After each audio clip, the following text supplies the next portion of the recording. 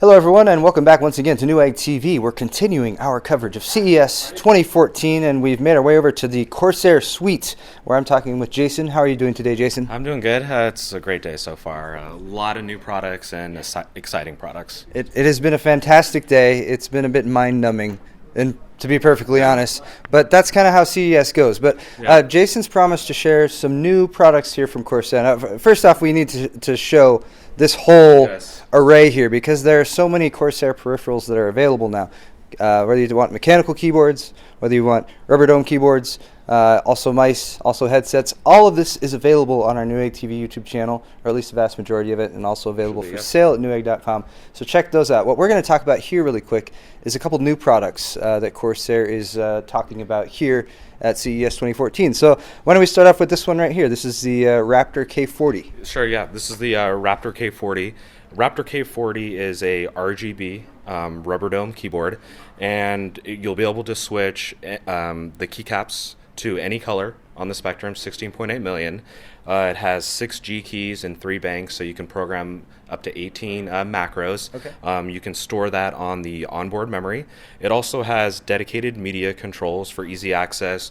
No, you don't have to go through, doing function, F keys, so easy access media keys.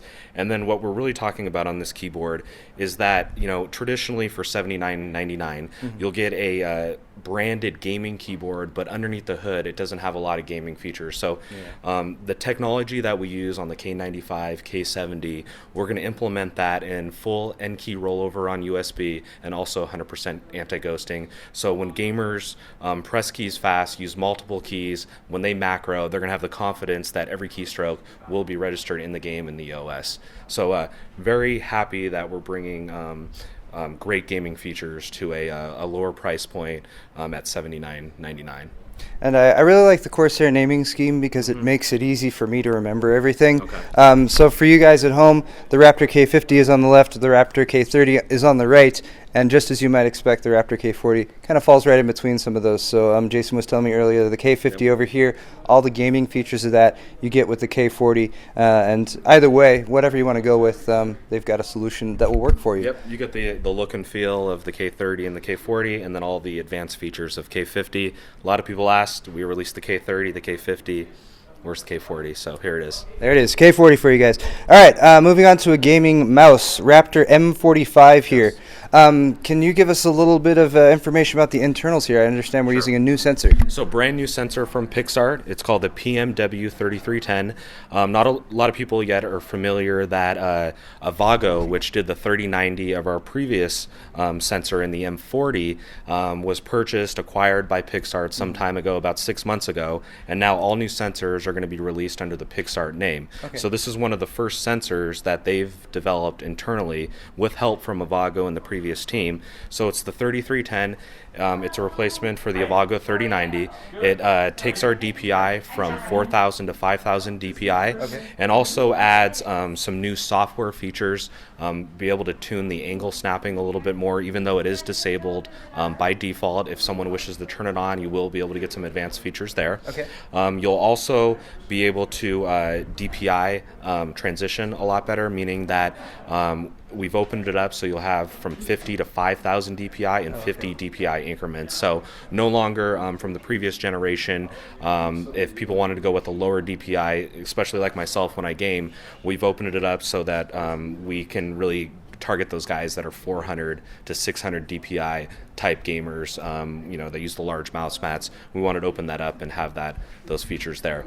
So it's still going to incorporate, the red backlighting, the aluminum scroll wheel, the customizable weight system on the bottom. So the main upgrade, though, is going to be that brand new sensor from Pixart.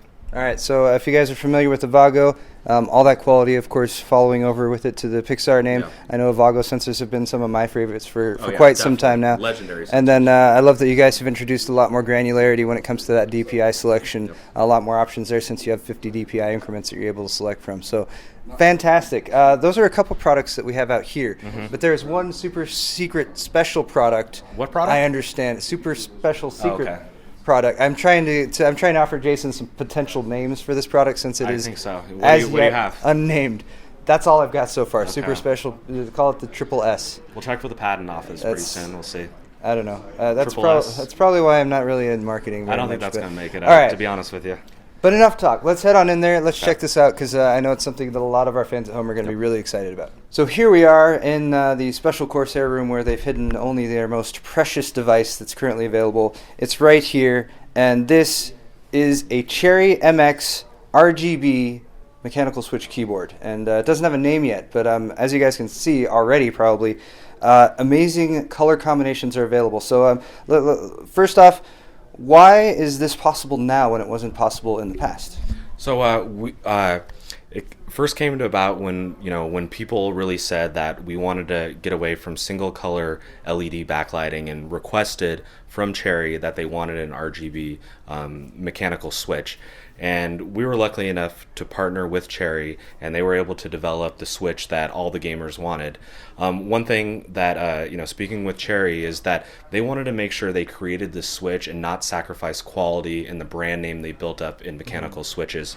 So there was a lot of engineering that went in to make sure that light can pass through the switch, and a lot of custom design. So it did take time for them to make and perfect before they were comfortable of putting out a brand new switch into the market, and that really didn't have any track record yet and didn't want to sacrifice any quality for for an RGB switch. So proud to say that that time has come, and they've been graceful enough to provide us with that switch, and we're going to be exclusive to have the Cherry MX RGB on our keyboards.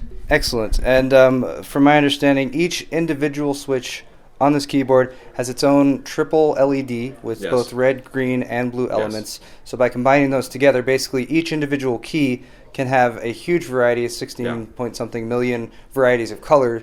But not only that, also different varying levels of brightness, so you can sort of play with that as well, which basically means that you have pretty much an infinite number of configurations if you're just talking about colors and brightness levels on here. Now, let's talk about, we're running through a demo right now, so what are we seeing here that's being demonstrated as far as the technology goes? Yeah, so what we're seeing is we're really showing off the capability of the switch, the RGB mechanical switch, and the internal components of the display controller we are using. So we're running through a various demo showing that the full matrix of keys can change to any color at any given time all at once, but also that each individual key can pulse independently and go up and down in brightness from any other key, and then also in a wave or a circular motion, a burst out motion, a ripple motion on the demo. And like right now we have it set up where we're setting up frequently used actions. Maybe this is a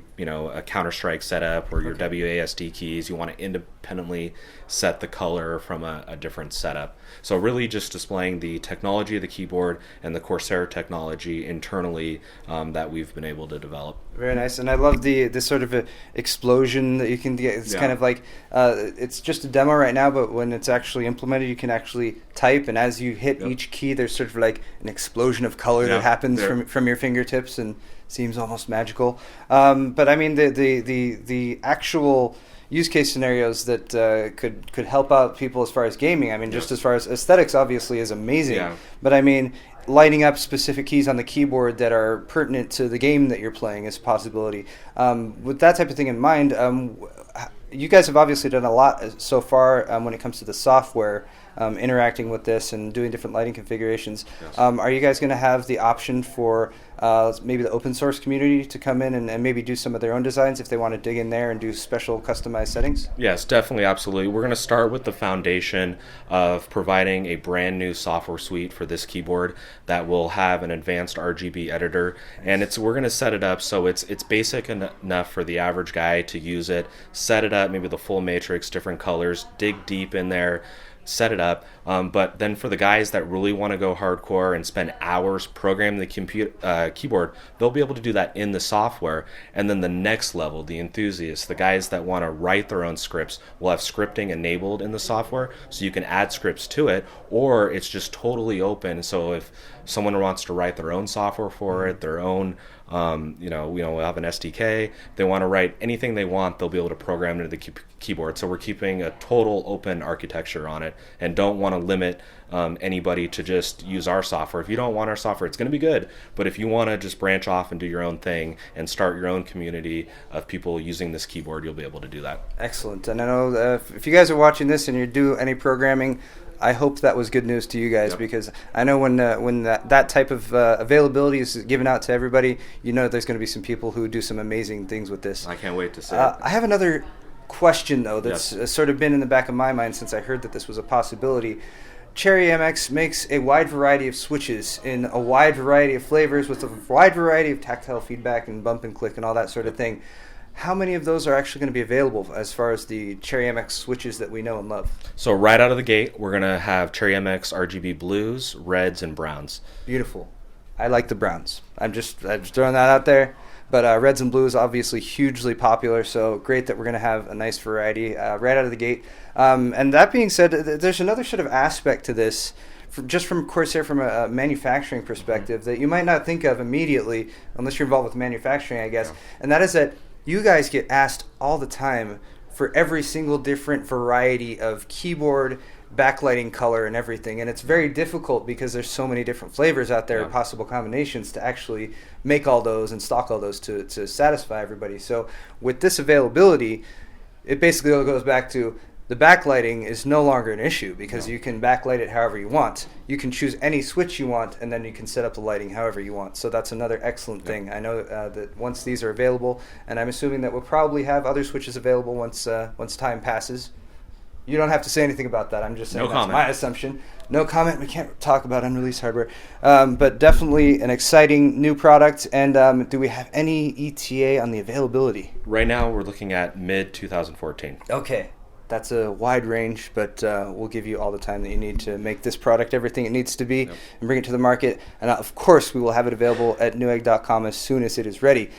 So that's all for this video, though. Jason, thank you so much for talking to me. And thank you, all of you guys, for watching at home. Of course, stay tuned to Newegg TV for more coverage of CES 2014, and we'll see you in the next video.